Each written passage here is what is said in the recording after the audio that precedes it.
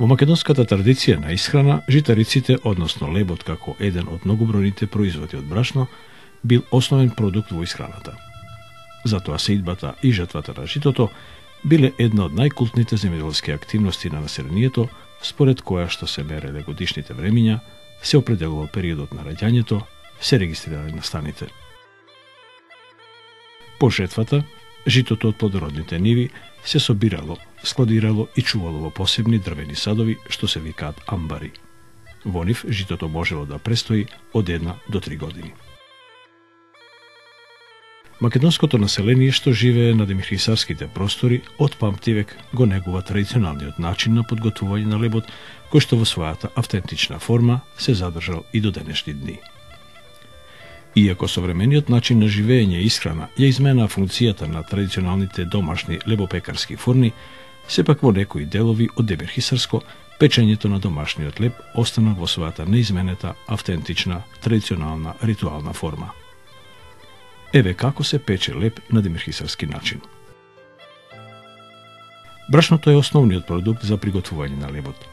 Порано се практикувало леб да се приготвува од ченкарно и ржано, како и брашно од други житарици. Но во поново време претежно се употребува пченичното брашно. Препорачливо е по црното брашно, бидејќи лебот од црното брашно е многу похранлив. Брашното треба да е суво и затоа треба да се чува во соодветни дрвени, картонски или лимени садови и во суви и проветриви простории. Тоа не треба да биде влажно, бидејќи во тој случај се расипува, станува лепливо и се згрчува. Во брашното не сме да се чувствува мувлија и гнилост. Пред да се започне со подготовката на тестото, на работната маса се поставуваат сите потребни алатки и додатоци, чисти и суви. Коритото или текме за размесување на тестото, сито за сеење на брашното, ѓум со топла вода,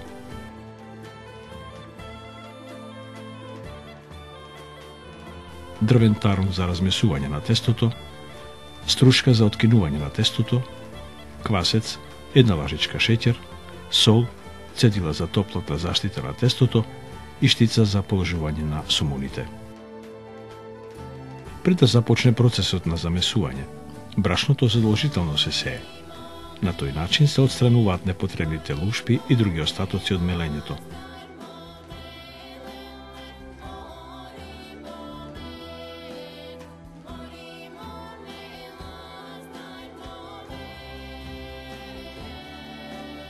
Припремата на квасецот е една од најважните операции во почетната фаза на подготовката на лебното тесто. Постарите за квасец користеле маја од претходното печење, но може да се употреби и индустријски квасец.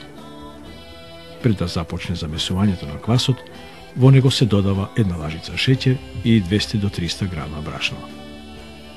Потоа се додава топла вода и со благи кружни движења со лажицата се разбива масата, се додека не се добие кашеста смеса.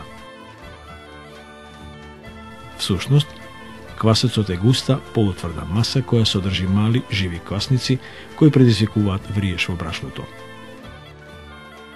Смесата од квасец, брашно, вода, сол и шеќер се става да проврие неколку минути.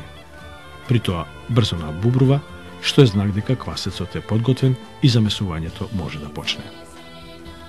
Ако се остави подолго време, таа ќе претече од садот и квасецот ќе прекисне. Вака подготвениот квас се истура во еден агол од текмето со брашно или се истура во длабнатина среде брашното.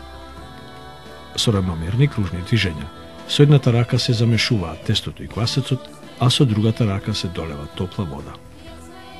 Водата при изработката на тестото е неопходна, бидејќи го забрзува процесот на мешање на квасот и брашното, го поддржува набубрувањето и предизвикува лепливост на тестото. Количината на водата зависи од видот на брашното и се додава по слободна проценка на месачката. Замесувањето на тестото бара големи физички напори и представува една од понапорните месачки операции, од кои што многу зависи квалитетот на тестото. Тестото е подготвено. За да се одржи собната температура, која исто така е многу важен фактор за правилно ферментирање, Тестото се прекрива со конопни ткаенини, односно цедила. При тоа, мора да се внимава да не дојде до нагли температурни промени во просторијата, бидејќи тестото може да настине, односно лебот да се сгреши. Тестото се остава да скисне. Зависно од собната температура, овој процес трае околу 1 час, колку да здивне месачката. По слободна проценка на месачката, тестото се отскрива, врз тарунот се поставува посопот, односно се нафрла танок слој брашно и започнува замесувањето на сомуните. Замесувањето на сомуните започнува со првиот заграб тесто што се откинува со двете раце и со помош на струшката. При тоа е потребна голема прецизност во одмерувањето на количината, што потоа е важно при обликувањето на сомуните и при печењето.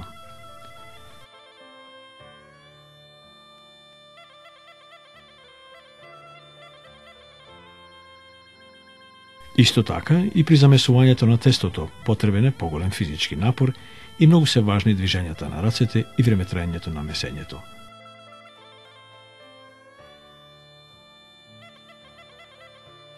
Врз цедилото што е положено на штица долга околу 2 метри, се нафрла посоп за да не се залепи тестото на ткаенината. Наборот се прави за да не се прилепат сомуните. Тестото е размесено, лебот е измесен. Но се уште е важно под која температура ќе се остави да продолжи киснењето. Затоа и сомуните се прекриваат и се оставаат да киснат уште околу 1 час. За тоа време треба да се припреми фурната за печење. Речиси без исклучок, секоја македонска куќа подготвувала леб во домашни услови. И затоа скоро да не постои домаќинство што нема своја фурна. Обично, приземниот дел се градело од камен, а печницата и останатиот дел од плитар и печена тула. Фурната е подготвена за загорување. Обично се загорува со лесно запалливи дабови трески, но е многу важно кога и каде се распоредуваат жарјето.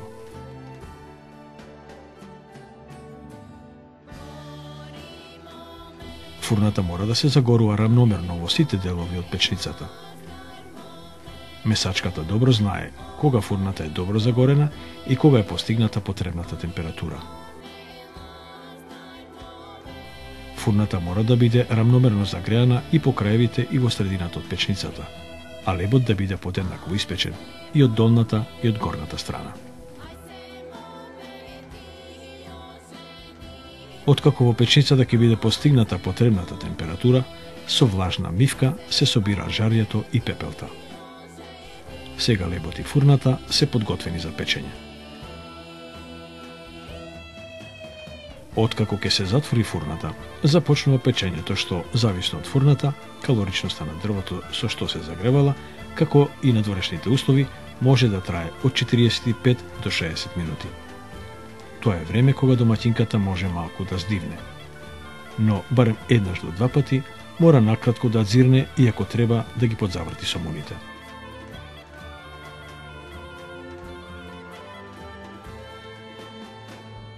За домашните, особено за домаќинката, најрадосниот момент е кога се вади лебот од фурната. Најпрвин со чиста, мека, бела памучна ткаенина, од горната и долната страна на сомунот се отстранува брашенцето и ќумурчињата. Првиот сомун домаќинката го бакнува и изговара: "Оставете го да си појде кај мајка му." Всушност, новопечениот леб има третман на новороденче, кое по раѓањето најпрвин треба да си го види мајката. Односно, лебот да не се јаде додека е топол, ами да се почека да остине. Така ги залажувале децата кои биле настрпливи да вкусат крајшник од топлите сомуни. Лебот не треба да се јади веднаш по печењето, бидејќи е тежок за варење. Најдобро да се јаде после 2 до 3 часа по печењето. Светло-златната боја на кората и на бубрената форма се првите показатели дека лебот е добро испечен и дека е измесен од квалитетно брашно и со вешти раце.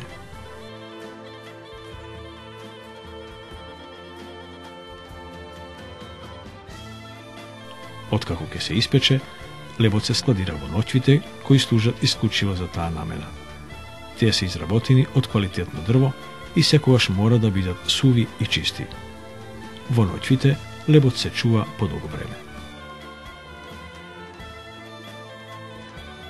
На секој добар леб се разликуваат два слоја – корка и средина. Корката треба да биде танка, неиспукана и непрепечена, а средината да не се одвојува од корката и да биде допечена. Ние видовме, пробавме и се уверивме во вештините на домаќинката и во квалитетот на лебот што ни го подготви на традиционален демирхисарски начин. Дојдете, проверете и пробајте и вие.